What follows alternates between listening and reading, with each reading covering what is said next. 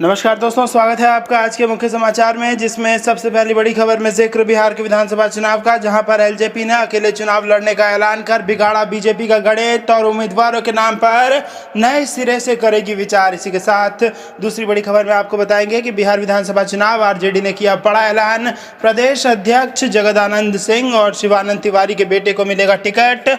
और तीसरी बड़ी खबर में जिक्र होगा कि बिहार विधानसभा चुनाव 2020 में इस बार राजनीतिक दलों की सत्ता का गणित बदलेंगे 36 लाख साइलेंट वोटर। जी हां दोस्तों, क्या है साइलेंट वोटर का मामला, हर एक खबर की गहराई में आपको ले जाएंगे। लेकिन उससे पहले अगर आपको भी ऐसा लगता है कि बिहार के विधानसभा चुनाव में आरजेडी कांग्रेस महागठबंधन की सरकार बनेगी, तो आप अभी इस वीडियो को लाइक कीजिए और इस लाल बटन को दबा के इस चैनल को फ्री में सब्सक्राइब करके घंटी बजाइए और कमेंट में लिखिए जय हिंद। तो दोस्तों, रुक करते हैं तमाम बड़ी खबरों की तरफ।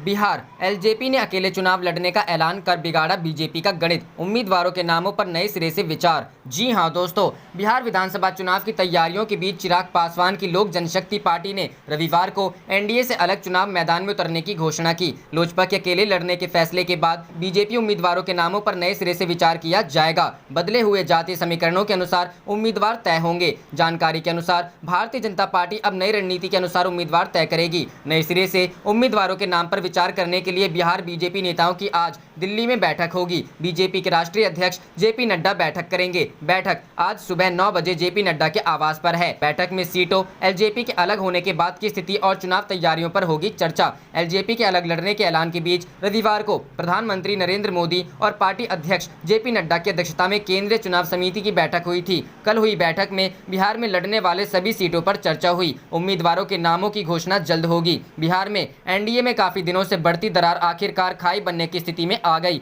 लोक जनशक्ति पार्टी की संसदीय बोर्ड की कल हुई बैठक में निर्णय लिया गया कि बिहार में एलजेपी अकेले चुनाव लड़ेगी, यानी कि विधानसभा चुनाव में एलजेपी एनडीए का हिस्सा नहीं रहेगी। रुख करते हैं अगली खबर की तरफ। बिहार विधानसभा चुनाव, राजद ने किया ऐलान। प्रदेश अध्यक्ष जगदानंद सिंह और शिवानंद तिवारी के बेटे को टिकट, जानिए सूची। जी हां दोस्तों, बिहार में चुनाव चरम पर है। महागठबंधन में सीटों का बंटवारा हो गया है। राजद 144, कांग्रेस 70 और वाम दल सहित अन्य 31 सीट पर चुनाव लड़ेंगे। बिहार में कुल 243 सीट है। राष्ट्रीय जनता दल ने अपने प्रत्याशियों का ऐलान शुरू कर दिया है। नोखा से अनीता देवी, चकाई से सावित्री देवी, जमुई से विजय प्रकाश यादव, जहानाबाद से सुदेय यादव, रामगढ़ से आरजेडी प्रदेश अध्यक्ष जगदानंद सिंह के बेटे सुधाकर सिंह, शाहपुर से शिवानंद तिवारी के बेटे राहुल तिवारी और शेखपुरा से विजय सम्राट को टिकट दिया गया है। रामगढ़ के वर्तमान विधायक को टिकट नहीं दिया गया है। उनकी जगह जगदानंद सिंह के बेटे सुधाकर सिंह को टिकट दिया गया है। सुधाकर सिंह भाजपा के टिकट पर भी चुनाव लड़ चुके हैं, लेकिन हार गए थे। गौरतलब है कि बिहार विधानसभा की 243 सीटों के लिए 3 चरणों में 28 अक्टूबर, 3 नवंबर और 7 नवंबर को मतदान होगा और 10 नवंबर को मतगणना होगी। राजद में कई बड़े नेताओं को टिकट कट गए हैं। यहां तक कि नीतीश सरकार में मंत्री रहे श्याम रजक का टिकट भी कटने की उम्मीद है। उन्हें फुलवारी शरीफ से टिकट नहीं मिलेगा। वह इसी कारण जेडीयू से राजद में आए थे। बड़े नेताओं को कहीं न कहीं से एडजस्ट कर लिया गया है। रुख करते हैं अगली खबर की तरफ। बिहार विधानसभा चुनाव 2020 में इस बार राजनीतिक दलों की सत्ता का गणित बदलेंगे 36 लाख साइलेंट वोटर। जी हां दोस्तों, चुनाव आयोग ने जिन 4 वर्ग के मतदाताओं के मतदान पर इस बार जोर दिया है, उनमें महिला वोटरों को छोड़ दें तो बाकी कथित तौर पर चुप्पा वोटर साइलेंट वोटर हैं। आंकड़ों में इनकी संख्या स्थानीय स्तर पर भले ही कम दिखती हो, लेकिन इनकी कुल संख्या सूबे में राजनीतिक दलों के गणित को बदल सकती है। इन चुप्पा वोटरों की कुल संख्या 35.89 लाख हो चुकी है। इनमें 80 वर्ष के ऊपर के 13,03,543 मतदाता हैं। 6,83,266 दिव्यांग और 16.3 लाख वे प्रवासी श्रमिक मतदाता हैं, जो देश के अलग अलग हिस्सों से लॉकडाउन के कारण घर लौटे हैं। रुख करते हैं अगली खबर की तरफ। नीतीश से नाराज चिराग कॉल नहीं उठा रहे। सीएम ने रामविलास का हाल जानने को लगाए 10 कॉल। जी हां दोस्तों, लोजपा अध्यक्ष चिराग पासवान मुख्यमंत्री नीतीश कुमार से ऐसे नाराज हैं कि उनका फोन कॉल भी रिसीव नहीं कर रहे हैं।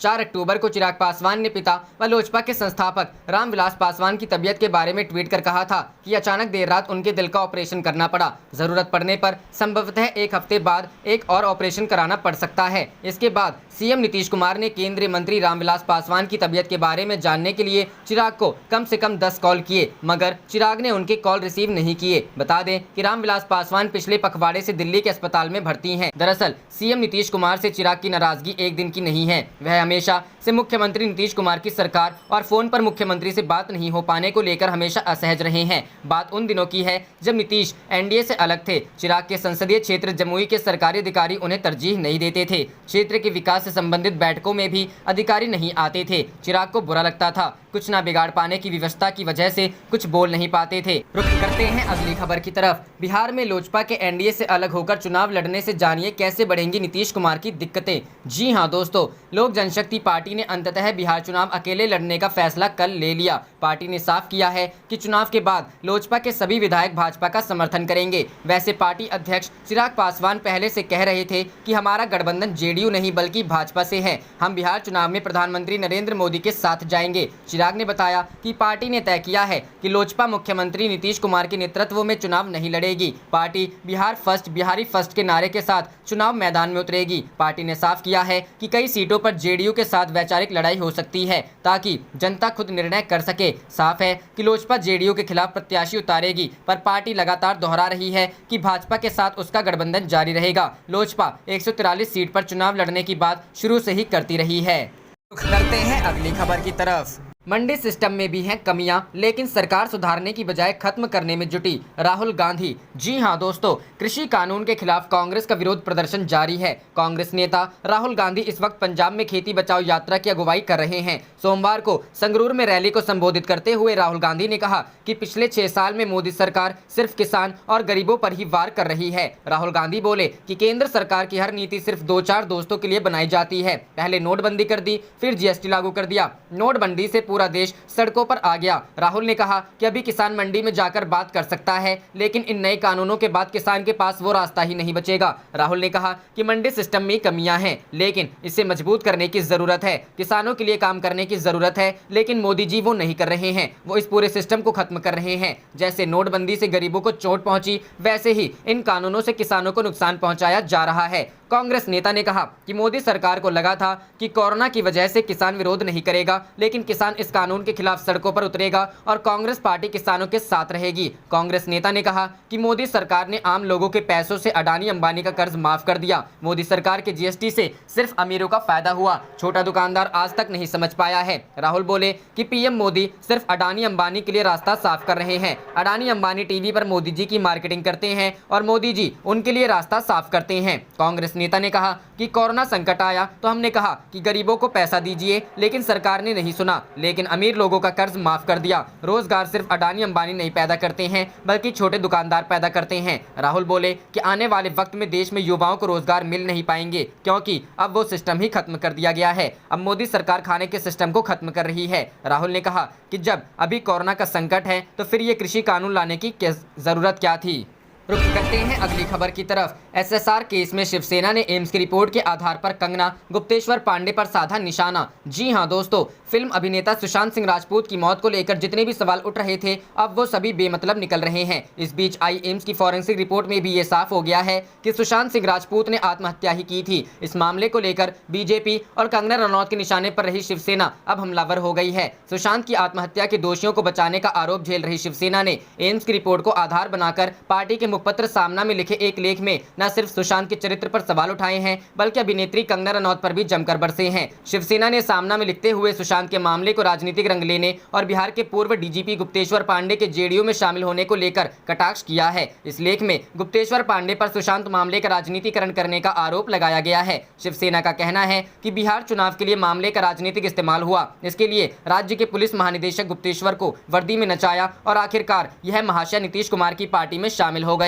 जिससे उनकी खाकी वर्दी का वस्त्र हरण हो गया। इसके साथ ही इस लेख में सुशांत रगी बताकर उनके कैरेक्टर पर निशाना साधा गया है। एम्स की रिपोर्ट का हवाला देते हुए कहा गया है कि सुशांत सिंह विफलता और निराशा से ग्रस्त था। जीवन में असफलता से वो खुद को संभाल नहीं पाया और आत्महत्या कर ली। रुख करते हैं अगली खबर की तरफ। नोएडा में प्रियंका गांधी का कुर्ता पकड़ने के मामले में जांच के आदेश, महिला अधिकारी को मिली जिम्मेदारी। जी हां दोस्तों, डीएनडी पर शनिवार को हुए हंगामे के दौरान कांग्रेस महासचिव प्रियंका गांधी वाड्रा के साथ पुलिसकर्मी द्वारा बदसलूकी का एक फोटो वायरल होने के बाद नोएडा कमिश्नर ने मामले की जाँच के आदेश दिए हैं। कांग्रेस महासचिव प्रियंका गांधी वाड्रा और कांग्रेस नेता राहुल गांधी शनिवार को डीएनडी होकर हाथरस दुष्कर्म पीड़िता के परिजनों से मिलने जा रहे थे। इस दौरान राहुल व प्रियंका गांधी वाड्रा के काफिले को रोकने के लिए डीएनडी पर भारी संख्या में पुलिस बल तैनात किया गया था। प्रियंका गांधी और राहुल गांधी का काफिला डीएनडी पर पहुंचा तो वहां पर अफरा तफरी और हंगामा हो गया था। पुलिस ने कांग्रेसी कार्यकर्ताओं पर लाठियां भी चलाई थी। इसी हंगामे के दौरान एक पुलिसकर्मी द्वारा प्रियंका गांधी वाड्रा का कुर्ता पकड़ने का एक फोटो सोशल मीडिया पर वायरल हो गया था।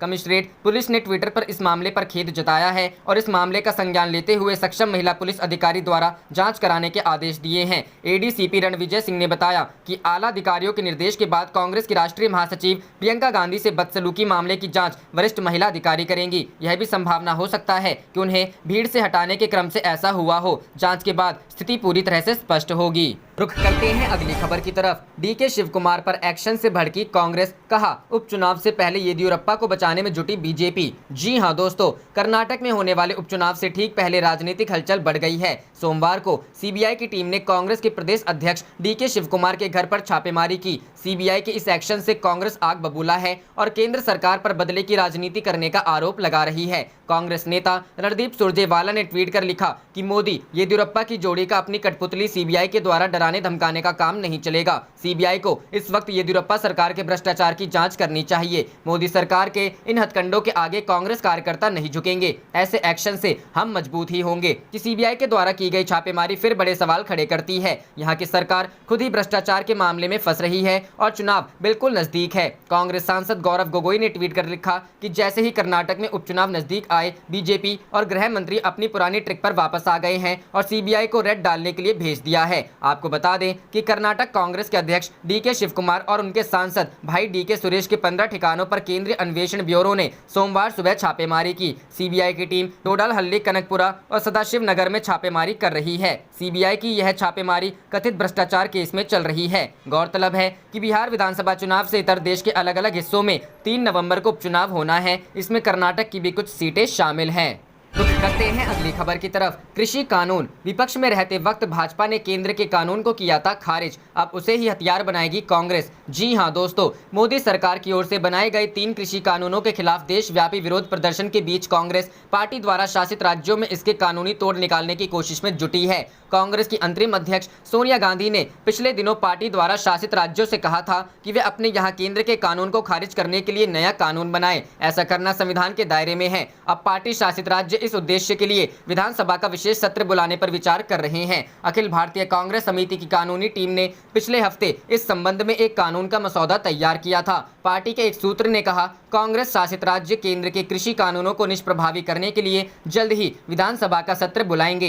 कांग्रेस शासित राज्यों पंजाब, राजस्थान, छत्तीसगढ़ और पुडुचेरी के मुख्यमंत्री पहले ही यह स्पष्ट कर चुके हैं कि वे अपने अपने राज्यों में केंद्र के नए कृषि कानूनों को लागू नहीं करेंगे। उन्होंने यह भी कहा है कि वे इन कानूनों को निष्प्रभावी करने के लिए अपनी राज्य विधानसभाओं में एक नया विधेयक लाएंगे। हाल ही में केंद्र द्वारा बनाए गए 3 नए कृषि कानूनों का कांग्रेस सख्त विरोध कर रही है और वह इन कानूनों के खिलाफ देशव्यापी प्रदर्शन कर रही है। कांग्रेस अध्यक्ष सोनिया गांधी ने हाल ही में पार्टी शासित राज्यों को अपनी अपनी विधानसभाओं में संविधान के अनुच्छेद 254(2) के तहत कानून पारित करने की सलाह दी थी। कांग्रेस का दावा है कि अनुच्छेद 254(2) किसी राज्य विधानसभा को संसद के कानून के प्रतिकूल कानून बनाने की अनुमति देता है। इस प्रावधान का इस्तेमाल भाजपा ने संप्रग सरकार द्वारा बनाए गए भूमि अधिग्रहण कानून के खिलाफ किया था। सूत्रों ने बताया कि एक ओर जहां कांग्रेस शासित राज्य इस संबंध में कानून पारित करने वाले हैं, वहीं दूसरी ओर कुछ गैर राजक शासित राज्यों के भी ऐसा करने की संभावना है, क्योंकि वे केंद्र के नए कृषि कानूनों के खिलाफ हैं।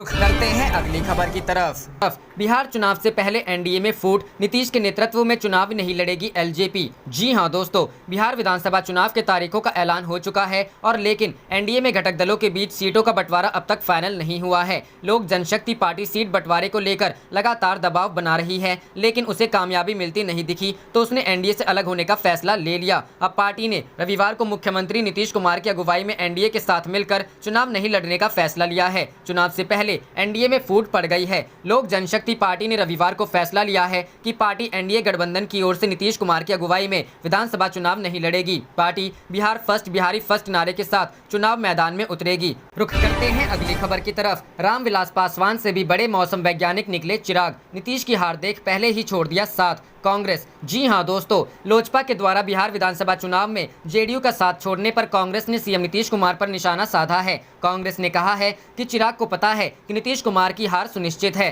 रामविलास पासवान से बड़े मौसम वैज्ञानिक चिराग पासवान निकल गए। कांग्रेस प्रवक्ता राजेश राठौड़ ने मुख्यमंत्री नीतीश कुमार पर निशाना साधते हुए कहा कि लोजपा के राष्ट्रीय अध्यक्ष चिराग पासवान भली भांति जानते हैं कि इस चुनाव में नीतीश कुमार की हार सुनिश्चित है, इसीलिए समय पर उन्होंने राजग छोड़ने का सही निर्णय लिया है। चिराग पासवान के फैसले पर टिप्पणी करते हुए कांग्रेस प्रवक्ता राजेश राठौड़ ने कहा है कि वे अपने पिता रामविलास पासवान से भी बड़े मौसम वैज्ञानिक निकले। उन्होंने कहा कि चिराग पासवान अच्छी तरह से जान रहे हैं कि बिहार की जनता को नीतीश कुमार का चेहरा बिल्कुल पसंद नहीं है, इसलिए नीतीश कुमार के चेहरे पर चुनाव लड़ने के बजाय चिराग पासवान उनके चेहरे के खिलाफ जेडीयू उम्मीदवारों के विरुद्ध प्रत्याशी देने का निर्णय लिया है। कांग्रेस प्रवक्ता राजेश राठौड़ ने कहा कि जब राजग के एक घटक दल लोजपा को ही नीतीश कुमार का चेहरा, उनकी 7 निश्चय योजना तथा उनके अब तक किए गए तथाकथित विकास के कार्य पसंद नहीं है, तो फिर भला बिहार के आम जनता को क्यों होगा। कांग्रेस प्रवक्ता राजेश राठौड़ ने सीएम नीतीश कुमार पर निशाना साधते हुए कहा है कि इस चुनाव में लोजपा प्रमुख चिराग पासवान की भांति बिहार की आम जनता भी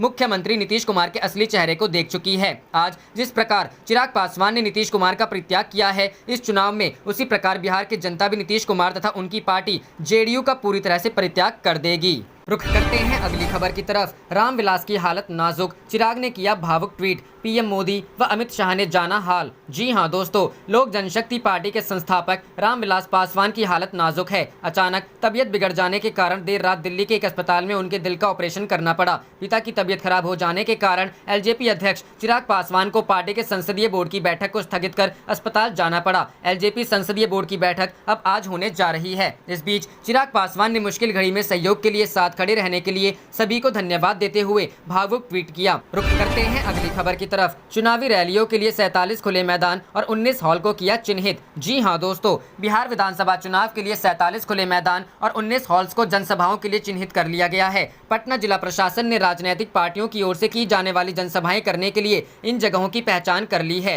राज्य के उच्च अधिकारियों ने इस बारे में जानकारी दी है। हालांकि जनसभाओं के लिए जारी दिशा निर्देशों में यह साफ कहा गया है कि किसी भी सभा में जगह के आकार के बावजूद 100 से ज्यादा लोगों को नहीं बुलाया जाएगा। पटना के जिलाधिकारी कुमार रवि ने बताया कि जिला प्रशासन ने अभी तक 47 खुले मैदान और 19 हॉल्स की पहचान कर ली है। कुमार रवि ने बताया कि इन जगहों पर राजनीतिक पार्टियां आगामी चुनाव के लिए अपनी जनसभाएं आयोजित कर सकती हैं। उन्होंने यह भी कहा कि पार्टियां अगर और मैदानों या हॉल्स के लिए सुझाव देंगी तो उसके लिए जिला प्रशासन के दरवाजे हमेशा खुले हैं। कुमार रवि ने बताया कि केंद्र सरकार की हालिया गाइडलाइंस के मुताबिक 15 अक्टूबर से किसी भी हॉल में 200 लोगों को आमंत्रित करने की अनुमति मिल जाएगी और खुले मैदान में लोगों की संख्या की कोई तय सीमा नहीं होगी। बता दें कि बिहार चुनाव में 3 चरणों में 243 सीटों के लिए चुनाव होने हैं। पहले चरण का चुनाव 28 अक्टूबर को 71 सीटों के लिए, दूसरे चरण का चुनाव 3 नवंबर को 94 सीटों के लिए और तीसरे चरण का चुनाव 7 नवंबर को 78 सीटों के लिए होगा। रुख करते हैं अगली खबर की तरफ। बिहार तेजस्वी यादव होंगे महागठबंधन के सीएम पद के उम्मीदवार, हुआ सीटों का बंटवारा। जी हां दोस्तों, बिहार विधानसभा चुनाव के लिए महागठबंधन में सीटों का बंटवारा हो गया है। तेजस्वी यादव को महागठबंधन का नेता चुना गया है। तेजस्वी ही महागठबंधन की ओर से मुख्यमंत्री पद के उम्मीदवार होंगे। बता दें कि आरजेडी, कांग्रेस, सीपीआई माले, सीपीआई, सीपीएम और वीआईपी महागठबंधन का हिस्सा है। बिहार में इस महीने के अंत में पहले चरण का चुनाव होना है। तेजस्वी यादव विपक्षी गठबंधन के मुख्यमंत्री पद के उम्मीदवार होंगे। राष्ट्रीय जनता दल के नेता तेजस्वी यादव विपक्षी गठबंधन के मुख्यमंत्री पद के उम्मीदवार होंगे। लालू प्रसाद यादव के नेतृत्व वाली पार्टी कांग्रेस और वाम दलों के साथ गठबंधन में चुनाव लड़ रही है। आरजेडी की तरफ से तेजस्वी यादव के साथ उनके भाई तेज प्रताप यादव और राज्यसभा सांसद मनोज झा भी मौजूद थे। सबसे पहले हाथरस में गैंगरेप पीड़िता के लिए शोक व्यक्त करने के लिए मौन रखा गया। महागठबंधन में सबसे ज्यादा सीटें आरजेडी के हिस्से आई हैं। वहीं महागठबंधन में सीटों का बंटवारा हो गया है। जानकारी के मुताबिक इस विधानसभा चुनाव में आरजेडी 144 सीटों पर चुनाव लड़ेगी, तो वहीं कांग्रेस के खाते में 70 सीटें होंगी। महागठबंधन में सबसे ज्यादा सीटें आरजेडी के हिस्से आई है, जबकि दूसरे नंबर कांग्रेस, वही वाल्मीकि नगर में लोकसभा उपचुनाव की सीट भी कांग्रेस को मिली है। इसके बाद सीपीआई माले को ज्यादा सीटें मिली है। इन 3 बड़ी पार्टियों के बाद सीपीआई और सीपीआई के बीच सीटों का बंटवारा हुआ है। वहीं आरजेडी के हिस्से से ही वीआईपी और जेएमएम को सीटें मिलेंगी। हालांकि सीट बंटवारे से नाराज वीआईपी अलग हो गई है। आप देख रहे थे आपका अपना चैनल जय हिंद जय भारत।